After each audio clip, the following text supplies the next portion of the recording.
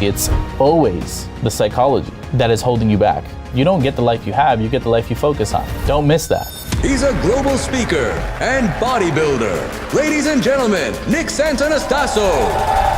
For some reason, I feel like you were born and then you just went on the stage. But for most of your high school days, up until you were 20, you were unhappy with yourself. How did that change? Yeah, how did it change? I remember coming home one day and I sat both my parents down and I said, listen, I want to become a wrestler. And the first thing that my mom said was, absolutely not. You're going to hit your arm, your bone's going to come through your skin. What are you going to do then? And I looked at them and I said, we need to cut my arm off. That's a savage move, man. That's how much pain I was in, that I was willing to do whatever it takes to get out of the fire and into a cooler place.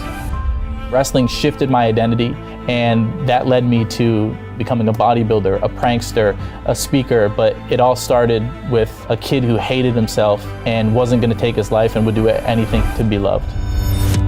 What are you willing to give up for your dreams? I hope it's not a limb like me, but what are those limiting beliefs that you need to let go, that you need to cut off? There's never an easy time to make a tough decision. We all know the things that don't belong in our lives, but we're not brave enough to rip the damn Band-Aid off. The only bad decision is not making a decision. All of us are one piece of information or one new belief away from a whole different life.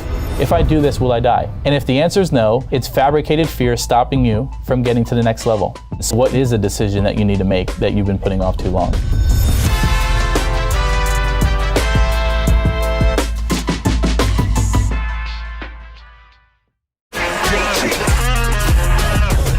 Hey, I know investing in crypto is scary. It takes a real leap of faith because there are so many scams, rug pulls, and bad actors out there. It's a dangerous business, which is why 95% of people lose all their money. Well, that's why I created the London Real Investment Club, so you can access the hottest deals on the planet and use the crypto bull market to create the generational wealth that you deserve. Join my team of over 100 people from around the world that are making millions of dollars behind the scenes investing in blockchain, AI, Web3 games, DeFi, Bitcoin, and more. Don't miss out. Click the link below to book a call with one of my team now. But hurry, this bull market will end soon. I know investing in crypto can be scary. That's why you gotta join the investment club. Pull the trigger. Let's do this.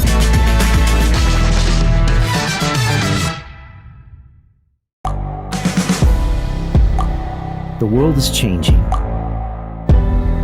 Inspiration is everywhere. It has never been so easy to connect, share, and bring people together. We're learning from others and finding the best in ourselves. Challenging our beliefs. Sharing our vulnerability. Overcoming our fears. Transforming ourselves so we can transform the world. How far can we go? This is London Real. I am Brian Rose. My guest today is...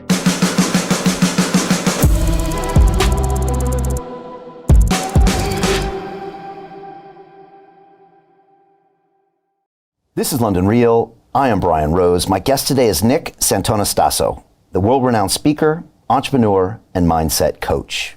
You were born with a very rare genetic condition called Hanhart syndrome, which caused underdeveloped limbs and organs, and you were given a less than 30% chance to live. Instead, you have defied all medical expectations and transformed this adversity into your life's purpose. You are the best-selling author of Victim to Victor, How to Overcome the Victim Mentality to Live the Life You Love, and spent 4 years touring with Tony Robbins as a featured speaker, empowering massive audiences with your story of resilience, determination, and self-mastery. Your online content has reached over 1 billion viewers, and your training programs have helped over 1 million people overcome their limitations, develop an unshakable mindset, and take control of their lives. You've said that the biggest disability is a bad mindset, and your mission is to help people break through fear and self-doubt to unlock their full potential. Ultimately, you believe that adversity is a gift, and true strength comes from owning your story, taking responsibility, and pushing past excuses. Nick, welcome to London Real in Dubai. I'm so glad to be here, brother. Thanks for having me. It's really my pleasure, man, and I can't wait to dive into this and really go deep on your story, who you are, and again, your future, part of which is in this beautiful city of Dubai. You once said, a man with no legs and one arm statistically shouldn't be happier than people with a full body, yet here we are. And you said that they deserve more love, fulfillment, purpose, and guidance if they are open to it. And I'm reminded of an event I went to a couple weeks ago that was invite only, very private, some very high level people there, members of the royal family, where you spoke. And it was really interesting. You know, I didn't know what to expect. I've been super fortunate to share the room with some really powerful speakers, but I found it really interesting from a few reasons. First of all, the way you communicated and the way that people walked away with like actionable information. And then also how you're really a metaphor to remind people to maybe think about their life differently. And I think a lot of people walked out of there thinking to themselves, man, maybe I should think differently about my life. And it was really powerful, man. So you developed this kind of amazing skill. Yeah, thank you for that. Yeah, the truth is I'll come out right out of the gates of most of my success came from not wanting to feel inadequate. You know, my whole life I was always doubted, and my whole life, you know, maybe pick last, or they didn't expect me to do these things. I mean, from the moment I was born, they already put limitations on me that I couldn't feed myself, dress myself. And it's interesting, when I got into business, not directly but indirectly, I would hear things like, he only gets stages because he's disabled. Or he dropped out of college. He doesn't have any business experience. Why would we listen to a kid in his 20s? He's not tactical enough. It's just motivation. And so that stung, but I transmuted it, right, as an alchemist. I transmuted that energy, and I was like, okay, if I'm not tactical enough, I'm going to do everything in my power to learn all these tools and all these healing modalities and psychology and neuroscience. So I'm so tactical where I cannot be denied. And so what you've seen at that event that I put on was 8 years of digging the well of knowledge, and then equipping other people with those pieces of knowledge. The way that I teach, the way that it's active, the way that they're getting engaged. I don't care what your net worth is, who you are, like, we're gonna play. This is my playground, we're gonna play. And I just believe that all of us are one piece of information or one sentence or one new belief away from a whole different life, because that's what changed my life. I got into the room and I heard someone say something, and once I heard it, I can never unhear it. And so I just want to be that for other people. And I've also realized that I've been uniquely designed in a unique vessel to pierce through the common word. You were talking in the beginning of that kind of speech you gave, and you said something like, if people hear something, they remember 10%. If they write it down, they remember 30%. And if they say something, they remember like 70%. Something like that, I don't know. Yeah, great memory. And so we talk about this with communicators and the best communicators in the world. There's a learning style of passive learning, and then there's a learning style of active learning. And school, no offense to school, but most schools are very passive learning, meaning the teacher's speaking at you, right? And it's boring, you don't really retain much, but neuroscience shows that if you physically write things down, you can retain more information. But if you want to retain the most information, you got to keep your body in what we call a learning state. And a learning state is where I have you wave at me, say yes, you know, talk to your neighbor, shout out, and not to be motivational. It's just let's make this fun and enjoyable as we learn, and let's make it interactive. And so what you'll notice is 95% of communicators in the world don't teach like that. I know. And so you've probably never even seen anything like it. And so when I teach that way, not only does it make people retain it, but it's a total different experience. And when you truly understand communication, people won't always remember what you said, but they'll always remember how you made them feel. And if I can make you feel something, if I can make you think away and feel something, you'll always remember me. And that's what happened. And you brought that guy up to talk as well, which helpful. And I was scanning the room when you were talking, and almost everybody was glued to you, you know? Yes. And again, you were asking hard questions. You were asking people to admit things that maybe were hard to admit about the way they look at themselves and the way they feel. And people were raising hands. And again, this is a high level group of people. Very high level. And they know other people are watching them. So it's hard to get someone, you know, a billionaire to raise his hand and say, I feel inadequate, you know? But that's kind of what you were doing. Of course, right? And my team was scared about that. Yeah. They literally were like, hey, Nick, don't scare these people. And I was thinking about it very for a very long time of like, what am I going to say and how am I going to display myself? Because this was like a showcase of who Nick was.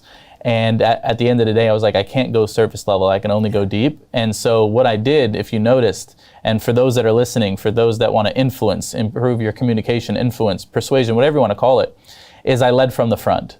And what I mean by that is I started off the seminar with a really vulnerable story of myself, so they know that Nick is just like me, and he creates a safe container where I can maybe be a little bit vulnerable. But these are skills called pre-frames. Have you heard of a pre-frame? I have. Right? Yeah. So a pre-frame is me setting the frame before we go into the experience so you have the best experience. And so I said things like, you know, if I'm gonna give you all of me, you gotta give me all of you. Is that okay? Say yes, boom, psychological buy-in, right? This is a room full of highly intelligent individuals and we're always looking for the small shifts. How many of you in here are open to a small shift that can change your life? Yes, okay, psychological buy-in. So I'm getting your buy-in before I take you through the experience, because once I give you the experience, you're like, I already told them I was gonna go all in. Yeah. I can't lie to myself. Yeah. So it's all methodically designed to make sure that they get the best experience.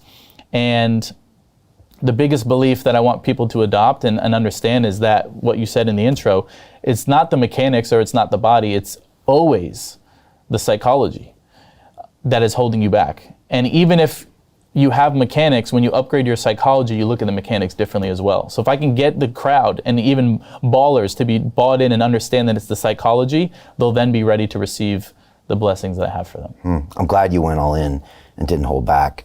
And that took you 8 years to like really master this entire speaking style and kind of how you walk people through this. Yes. Let me say a few things for the audience. The first thing is, one of the greatest things that I've learned working with the most highest level individuals in the world is that when you see people making more money than you, bigger podcast than you, whatever it is, initially we want to be like, that person's better than me. And that's really disempowering to think that you're not superior and they are superior. But what the mindset shift that I'd like the audience to adopt is, it's not that they're better than you, but ask the question of, what do they know that I don't? And how can I get the information? The truth is, we talked about this off stage, you've been podcasting when I was in high school, right? And I love that, and I think that's incredible. So of course, like, you have more mastery than most. You've been doing it for a very long time. And so you have information that I don't have. I have information that you don't have. We can exchange information to collapse time. And that's what the greatest teachers do. So for me, yeah, I've spent 8 years of my life digging the well of knowledge, but also success leaves clues. And so what do I mean by that? Well, whatever you want to be the greatest at, find the greatest and observe them and study them and analyze them. What are they doing right? What are their patterns? How do they communicate? What's their tonality? All these different things, you can gain so much from just observing. I mean, you're observing me, I'm observing you. When we're in different scenarios, we can see how we act. And so success leaves clues, and most is caught, not taught.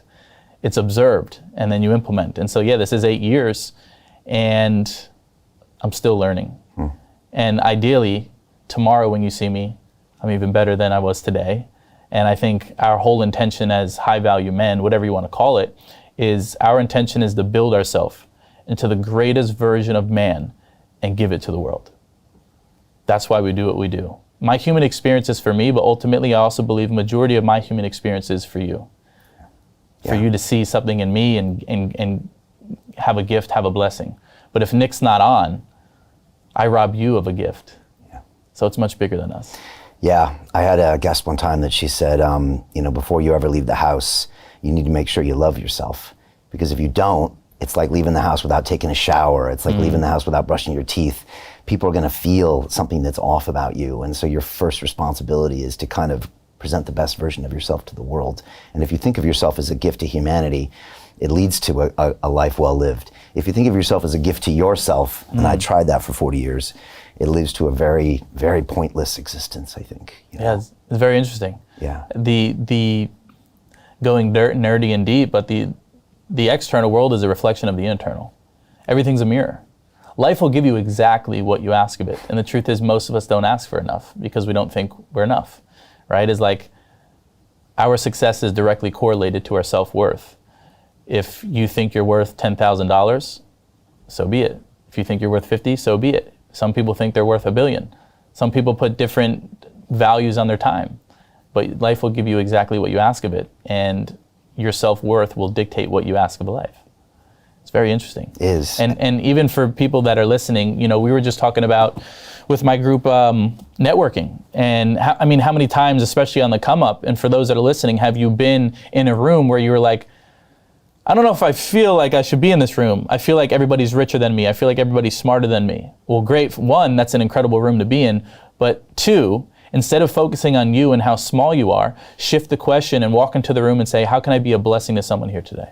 And watch how the energy changes. Watch how your whole dynamic and the way that people treat you and the way that you want to serve totally changes. And I think if we can just keep that primary question of how can I be a blessing to someone today, it'll change the quality of your life. Because if the internal or the external is a mirror of the internal world, and whatever you believe in, you know, God, universe, higher power, energy, frequency, whatever you believe in, if the universe of the world is a mirror for you, most people's hopes and wish and prayers are like a vending machine, meaning, can you give me this? I want more money, I want the girl, I want this, I want that. But what if you shifted the question, and every single day you woke up and said, whoever you are, how can I serve you?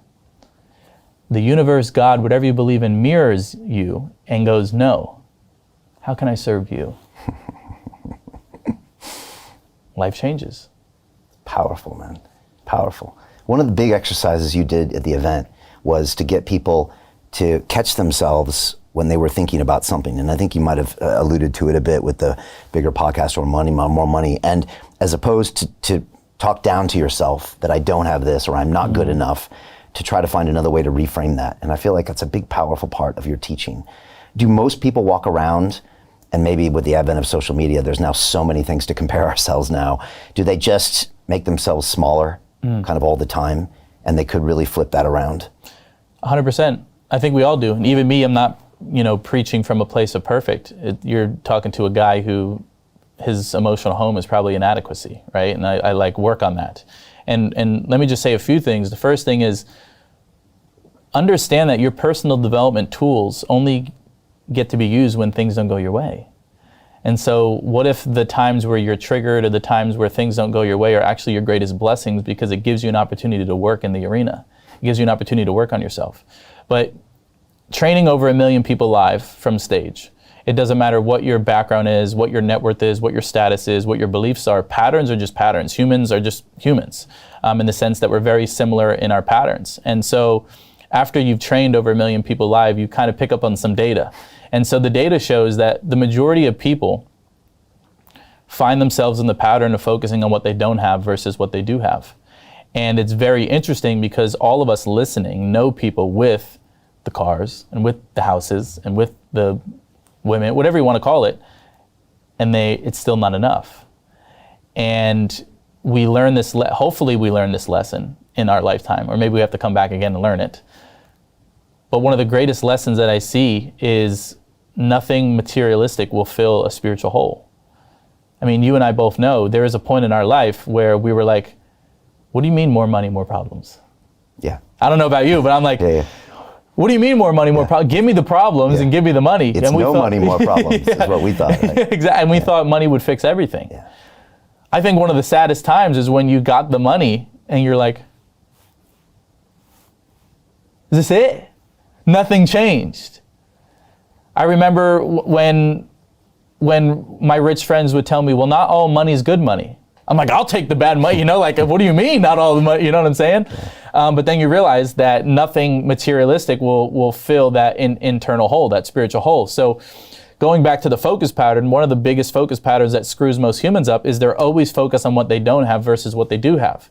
Now, the reason why that's so detrimental to your life is because when you focus on what you don't have, you feel less than. And when you feel less than, you take less action. And when you take less action, you get less results, and the cycle repeats. And you don't even know that you're in the cycle. And so for me, I think my whole life and my physical body is this massive analogy of like, I must shift focus or I'm destroyed. I must shift focus, because if the man with no legs and an arm wakes up every single day and doesn't do the work and he's not conscious and he doesn't shift focus, he has a terrible life. And because Nick has a terrible life, he's not going to take care of himself. He can't take care of his family. and he's screwed. He missed the blessing, he missed the offering. But that wasn't the case. That wasn't always the case. Like, I'm a 28-year-old man, and for 19, 20 years of my life, I hated myself. I thought I was the most disgusting thing on planet Earth. I thought I was the most inadequate, biggest curse God, whatever you believe in, could give me. I'll never have a wife, I'll never have a girlfriend. And my story was always focusing on what I didn't have. And so just think how much work it's going to require someone to rewire their brain when their whole life they're always focused on what's wrong. Yeah, it's we were talking a little bit earlier, you know, and for some reason I feel like you were born and then you just went on the stage and then you hung out with Tony Robbins, and this is just like, of course it happened this way. And of course this is what happens when you don't have any legs and one arm. But like, it was far from that truth. And like, for most of your high school days up until you were 20, you were like unhappy with yourself. And how did that change? Yeah, how did it change? There's emotion coming up for me right now because I feel like people at my level, people at our level, they don't, and I wish they would, they don't share that they still get broken. They don't share that they still have nights where they want to quit. They don't share the pressure of payroll or the pressure of being the guy and putting on the suit and putting on the smile. So at first I want to lead off with, like, just a couple of days ago, I wanted to quit everything. Like, let's be real. Like, just a couple of days ago, Nick, the mindset guy, had the thoughts of like, maybe this isn't for me. Maybe this isn't working. Maybe I'm not making an impact. Maybe I should have more money by now. And so I just want to lead with that to let you know that the guys that you watch, they struggle too, but they don't talk about it.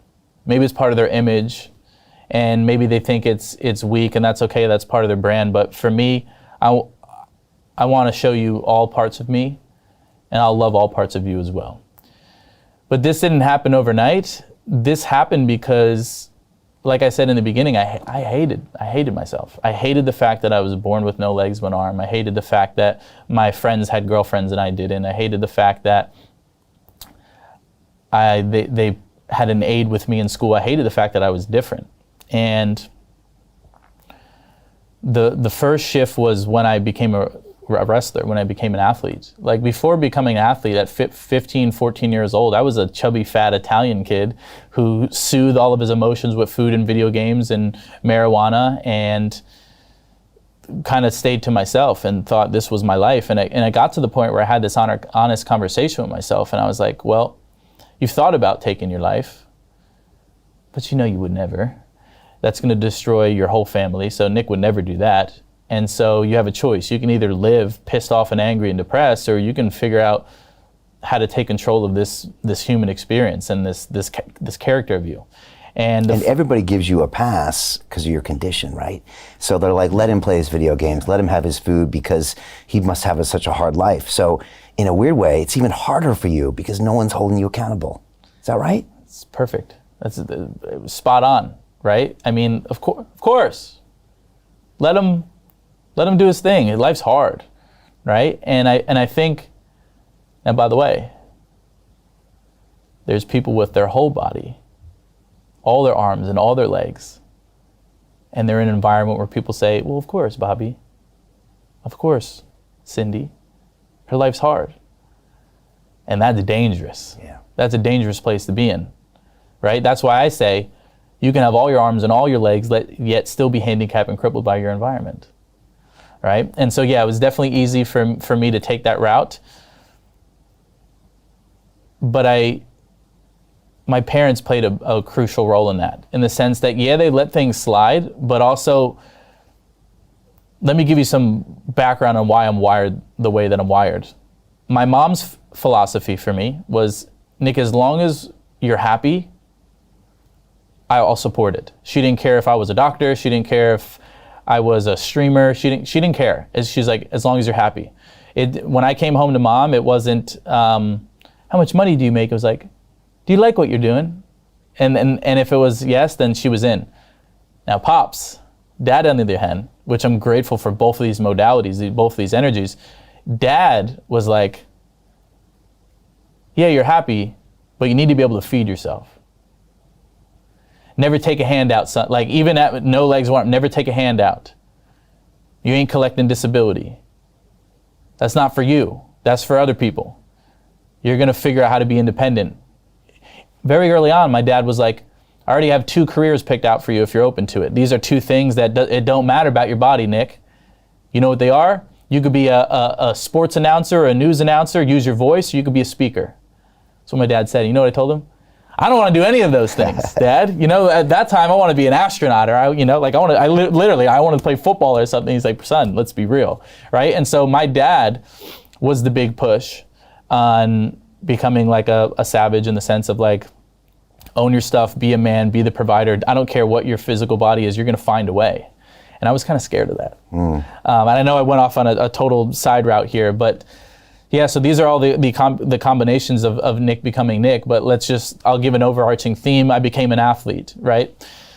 At the time, because I think this is a good story for everybody to know, I was 15, 16 years old. My brother, who was still alive at the time, he was a wrestler. And I always wanted to be like my brother. He went on to be a Marine. He was just a savage.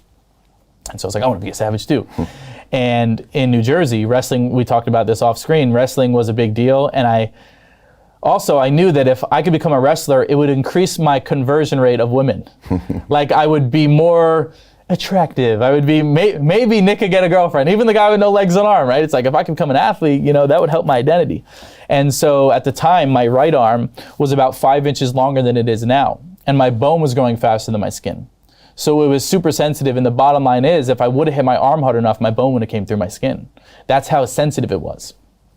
And I remember coming home one day and I sat both my parents down. I said, listen, I want to become a wrestler. And the first thing that my mom said was, absolutely not. You're going to hit your arm, your bone's going to come through your skin. What are you going to do then? And I looked at my parents in their eyes and I looked at them and I said, we need to cut my arm off. And like, what do you mean cut your arm off? I was like, there's got to be a way. But that's how much pain I was in. Let me just anchor this for the audience. That's how much pain I was in, that I was willing to do whatever it takes to get out of the fire and into a cooler place.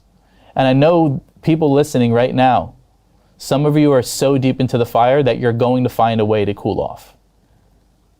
You either burn or you figure it out, and I can assure you when humans are about to burn, they figure it out.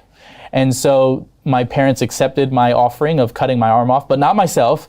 We went to the doctors, we found some of the greatest doctors, and they amputated my arm. So they cut 5 inches of my shorter limb off. Wow. So I could become a wrestler. And just imagine a man with no legs but arm going back to school I didn't tell anyone. I didn't tell my family or friends. I didn't tell I didn't tell teachers. And I came back to school. They're like, what'd you do? I'm like, I cut my arm off. And they said, why? And I said, I'm going to become a wrestler. And that was the level, or that is the level of delusion, optimistic delusion that you need in order to get through life, become successful, become someone. And so I cut my arm off. I became a wrestler, happiest kid that just cut his arm off, said no one ever. And I became a wrestler. And I don't know how deep you want to dive into identity and all that stuff, but wrestling shifted my identity. I immediately went from maybe a disabled kid to the athlete, to the wrestler, to having scary friends, to having community, to having brotherhood, don't miss all this game. These are all things that make up a successful man or a successful woman. And I got more action with women. I was more active. I was getting beat up, but there's some sort of savage part of you that awakens when you're in a physical combat sport. And that led me to, we can go down the whole list. That led me to becoming a bodybuilder, a prankster, a speaker, but it all started with a kid who hated himself and wasn't going to take his life and would do anything it took to be loved. Wow. My martial arts instructor once told me, he said, Brian, you learn a lot about yourself when you get into a fight. That's what he said. And I would say that's very true. And that's what you were doing with wrestling. Is there some analogy or metaphor here for the guy that, doesn't have certain limbs and decides to take more away to get to the next level? It seems like this is like something people can learn from, where, you're in this place that's really low. You might actually have to subtract something to get even further. It's a beautiful, beautiful reference. And you and I talked about because I asked you, how do you stay in shape? And what you've realized as you get older or get more wisdom is success isn't always addition, success is actually subtraction. And for me, identifying the weakness, I needed to cut off one of the weaknesses, which happened to be an arm. But here's the question for those that are listening. Maybe it's not an arm like me, but what are the very things right now that you need to cut off that no longer serve you? And you know what it is. You know what it is. We all, and by the way, do you and I still have things? 100%. Definitely. You and I still have things that we need to subtract. And so just start there. And I would also say, for those that are listening, that maybe didn't grow up in the perfect childhood with the perfect parents and the perfect upbringing, you actually have the advantage because you're more resourceful than the guy who was fed everything. You are more resourceful, you have more adversity, you have more resilience, you have more edge than the guy who was born into wealth. You actually have an advantage, which is your struggle. You know what it's like to be a dog, you know what it's like to eat scraps, you know what it's like to, be poor. And so you actually have an advantage, which is your environment that sculpted you into someone who's resourceful. There's more edge there. So congratulations for the dogs out there. And good luck to the ones that have been fed everything, because the ones that have been fed everything, they got to keep themselves dangerous because everything tends to be easy if they were born into wealth. But shout out to the ones that are coming up from the gutter, because you have more of a dog in you than you think. Yeah, what do you have to cut out of your life right now? One of my mentors once said, there's never an easy time to make a tough decision. And yet most of us prolong it way too long until sometimes that decision is just made for us. But we all know, like you said, the things that don't belong in our lives if we want to get to the next level. But we're not brave enough or bold enough to rip the damn Band-Aid off. You amputating your arm, that's a savage move, man. That's a savage move. Yeah. And like you said with decisions, life changes in a moment of decision. And so I want everybody to really think about this. It's like, wow, my life, over 5 years, my life changed. It's like, no, maybe it took you 5 years to make one decision. Or how many of you listening right now took you way too long to leave that relationship? It took you way too long to put down the drugs and become sober. It took you way too long to get into the gym, but it changed at a moment of decision. And I think that's so important for people to realize is, especially as men and high value men, is you need to exercise the muscle of being decisive and understanding that every single decision you're going to make, you're going to gain something or you're going to lose something. The only bad decision is not making a decision. And so keeping in that decisiveness mentality, you're going to gain something, you're going to lose something. But like right now, what is a decision that you need to make that you've been putting off too long? And just by me prompting that question, there's something that popped into your brain for those that are listening. That's the very thing. Mm-hmm. Let's talk about this elephant in the room, which is how the hell are you going to wrestle? Of course, of course Nick can wrestle. But again, it's like, you're a bit of a Superman. So once again, of course. And of course he tours with Tony Robbins. We'll get to that too. But I mean, in Jersey, they don't play games in wrestling. And in wrestling mats in general, they don't play games. And here you do showing up. Now, it's one thing to come to a practice, haha. But like to get in there and mix it up, like that's pretty crazy. Yeah. So great question. The first thing that I did was I asked my whole entire team to not take it easy on me. Like, please don't take it easy on me. Like, I want to be treated normal. So beat me up. And I also told them, if you play 50%, I'm going to get destroyed in a live match. So like, you're actually doing me a disservice if you hold back on me. And asking you shall receive. Those boys gave it to me. And that is an analogy for itself for those that are listening, is if you're surrounded by yes men and yes women who never disagree with you, never call you out on your stuff, that isn't love. Love is not lies. Love is truth. Love is direct. And you really know who your tribe is when you can be direct and they'll still love you anyway. But how many times have you ever tried to communicate directly to someone and that like triggered them and threw you off and then the relationship was ruined? That person wasn't truly meant to be in your life. But the ones that are truly there, you have to agree to disagree and you have to be able to receive that tough love. And so for me, I asked for the tough love.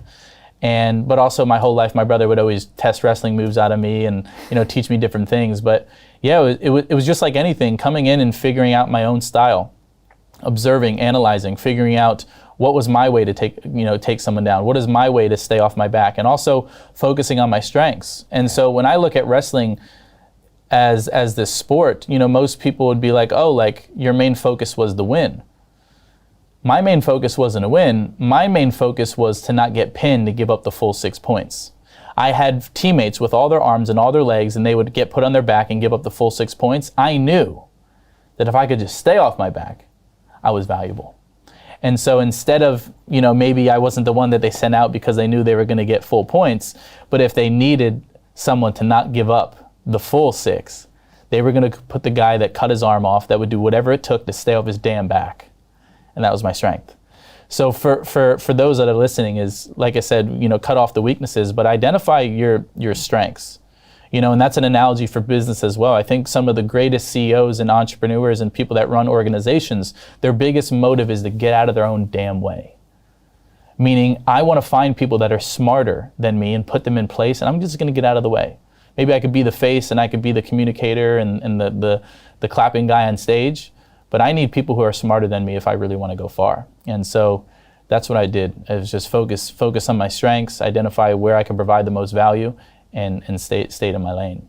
It's interesting because, people look at you and say, how can you be an offensive wrestler? But at the same time, it's like, I can't double leg takedown you. I can't do a lot of things, and I'm also disoriented. Yeah. Like normally this would move, and my subconscious has got this pattern memorized, and on you it doesn't work. Yeah. So you got a lot of assets, and so you look at it differently and say, this isn't a liability, this is an asset. And people can do that with their lives in a huge way. Of course, right? Like we mentioned talking about focus is you don't get the life you have, you get the life you focus on.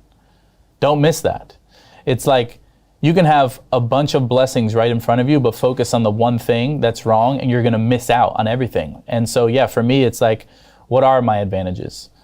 How can I disrupt this guy? How can I find a way to really throw him off his track? But yeah, maybe this is a gift. And I think that in itself is such a powerful lesson, is the golden question that will change everybody's life that they can program into their brain is, what's the gift?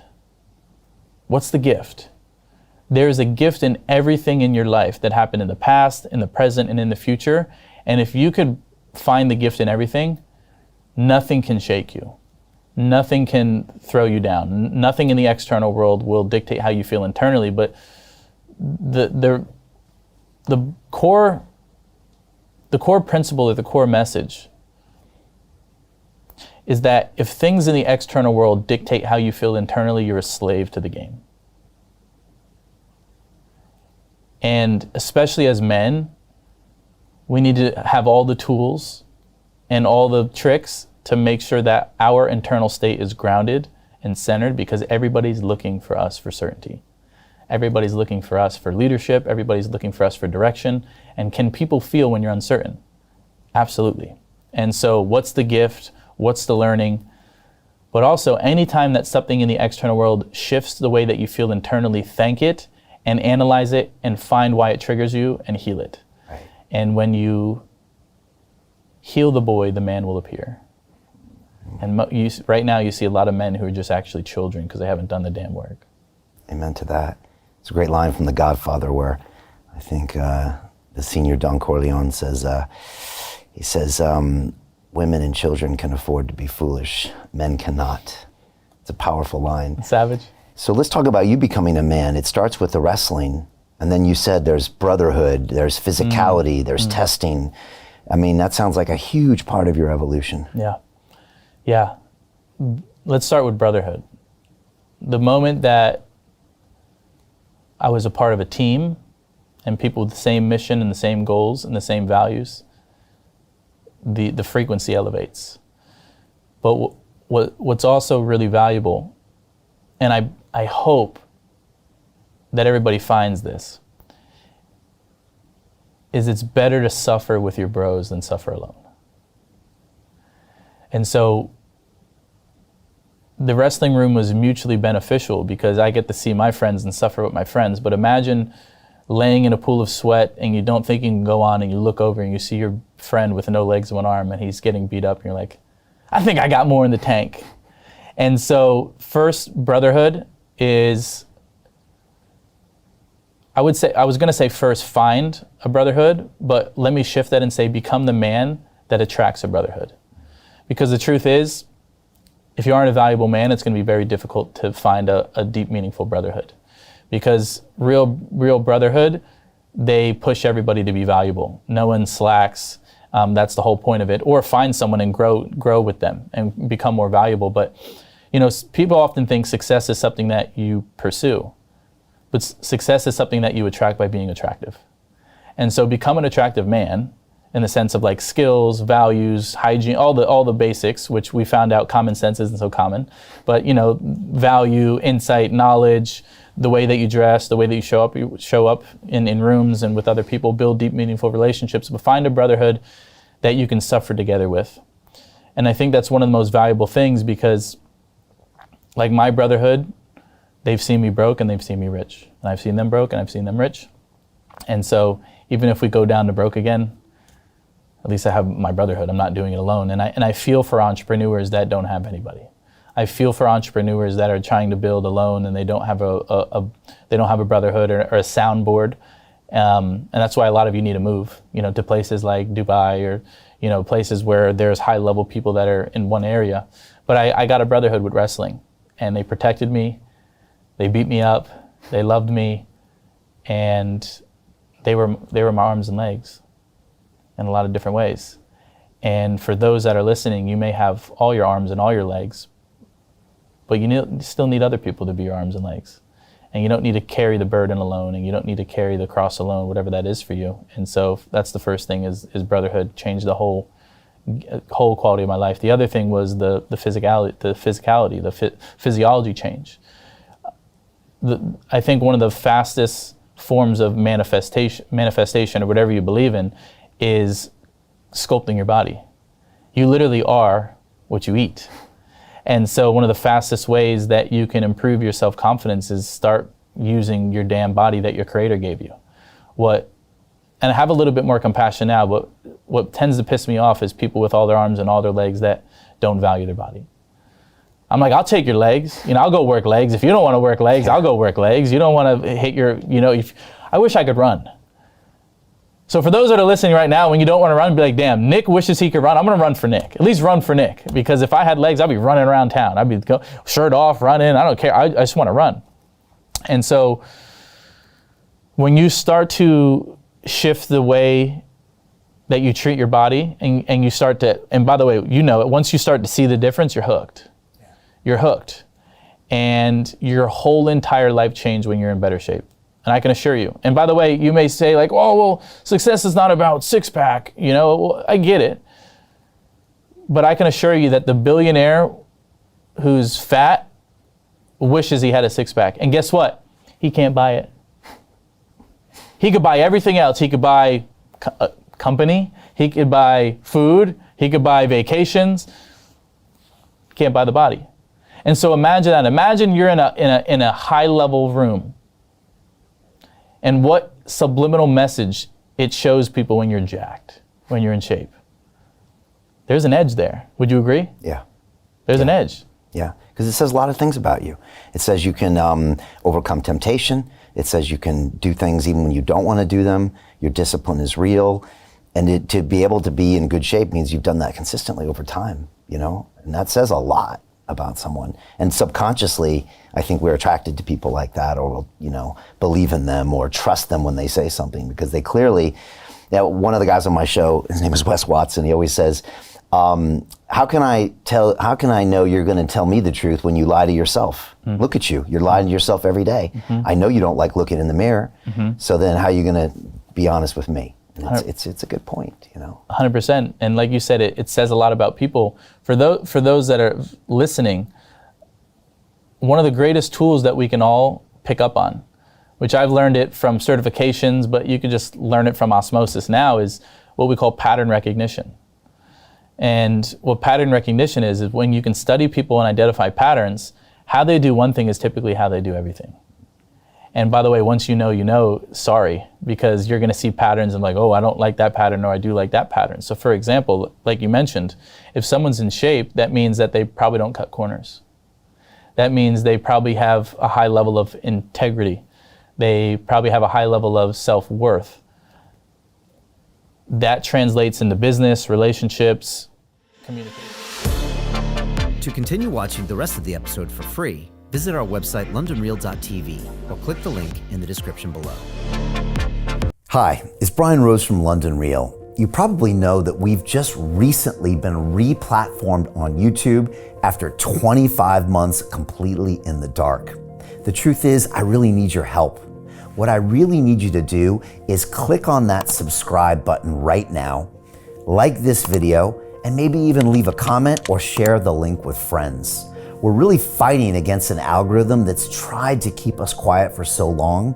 And the more subscribers we have, the more people watch our content, the better guests we can bring you, the better content, and we can continue transforming lives.